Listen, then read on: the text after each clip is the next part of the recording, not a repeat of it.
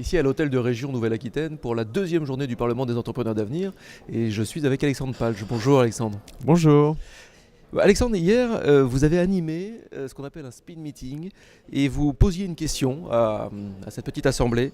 Et si on vivait mieux avec des clients qui nous ressemblent, qu'est-ce que vous vouliez dire par cette question et comment ça s'est passé? Oui, alors nous sommes une petite agence de communication qui s'appelle Eco & Co, qui est spécialisée dans les questions environnement, développement durable. Et l'idée, c'est pourquoi continuer à chasser les dragons?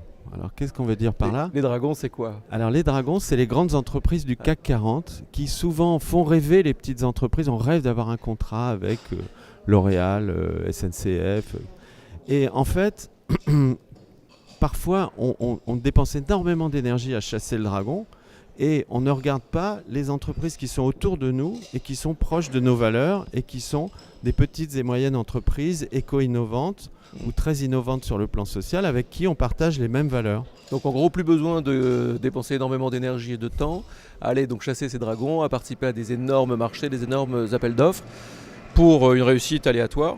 Mais privilégions peut-être les liens entre entrepreneurs d'avenir en gros. Voilà, c'est ça, les liens entre entrepreneurs d'avenir, en sachant que c'est des gens qui souvent font des choses en plus très intéressantes, qui sont souvent plus innovateurs que les grandes entreprises, parce qu'ils sont souvent nés, comme Obélix, ils sont tombés dans la barrique du développement durable quand ils étaient tout petits enfants. Donc voilà, ça se passe mieux. Et ça peut être à condition d'avoir des offres adaptées. Ça c'est la difficulté. Mais à condition d'avoir des offres adaptées, ça peut être plus intéressant et plus rémunérateur aussi. Ouais. Un entrepreneur d'avenir, alors vous en avez un peu décrit les grandes qualités, mais comment vous l'expliqueriez à un étudiant? En gros, sur le mode deviens entrepreneur d'avenir. Vous lui diriez quoi à cet étudiant? Un entrepreneur d'avenir, c'est un entrepreneur qui ne l'empêchera pas, cet étudiant, de avoir une vie heureuse sur le plan personnel et sur le plan professionnel dans 10 ans, 20 ans, 30 ans. Alors, est-ce que ça suffira? C'est une autre question.